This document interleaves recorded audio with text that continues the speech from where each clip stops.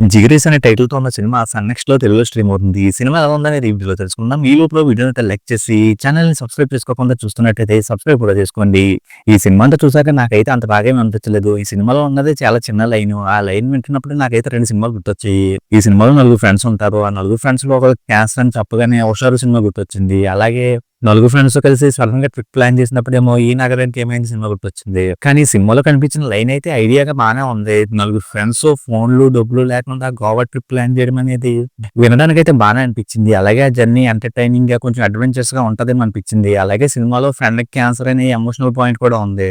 ఇవన్నీ స్టార్ట్ అయినప్పుడు సినిమా బావుంటదేమో అనే ఫీలింగ్ అయితే వచ్చింది. కానీ సినిమాలో వాళ్ళ జర్నీ స్టార్ట్ అయిన తర్వాత ఎక్కడా కూడా అలా అనిపించలేదు. వీళ్ళు డబ్బులు లేకుండా జర్నీ ఎలా చేస్తారు? చేయగలరా లేదా? అనే పాయింట్‌ని గాని, వాళ్ళ ఫ్రెండ్ సైడ్ నుంచి ఎమోషన్స్‌ని గాని అస్సలు హైలైట్ చేయడానికి ఒక్కసారి కూడా ట్రై చేసినట్టు అనిపించదు. ఇంక వీళ్ళ జర్నీ స్టార్ట్ చేసిన తర్వాత వీళ్ళ జర్నీలోకి కొన్ని క్యారెక్టర్‌లు వచ్చాయి అన్నట్టుగా చూపిస్తే బావుండేది కానీ, కావాలని కొన్ని క్యారెక్టర్‌లను తీసుకొచ్చి వీళ్ళ జర్నీకి అతికిచ్చిన ఫీలింగ్ వస్తది. ఇంక సినిమాలో వాళ్ళలో వాళ్ళు సోది చెప్పుకుంటూ అవసరం లేకపోయినా అవసరానికి మించి గొడవ పడుతూ ఉంటారు. ఈ సీన్స్ అయితే సినిమాలో చాలా వరకు రిపీటెడ్‌గా వచ్చినట్టు అనిపించాయి. ఇంక ఫ్రెండ్స్ క్యారెక్టర్, ఓ క్యారెక్టర్ అయితే కొంచెం ఎక్కువగా మాట్లాడుతా ఉంటది. ఆ క్యారెక్టర్ అయితే కొంచెం ఇరిటేటింగ్‌గా అనిపించింది.